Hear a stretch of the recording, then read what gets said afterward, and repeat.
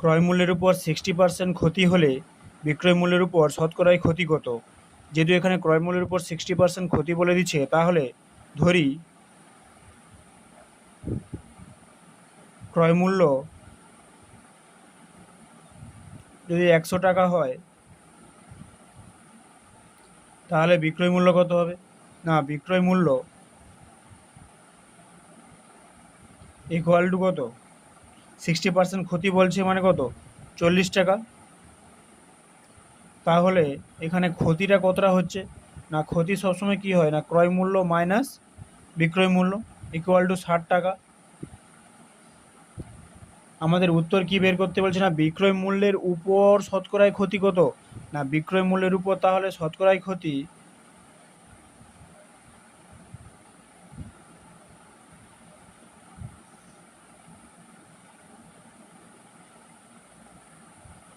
ক্ষতি কত হবে? না, ক্ষতি বাই বিক্রয় মূল্য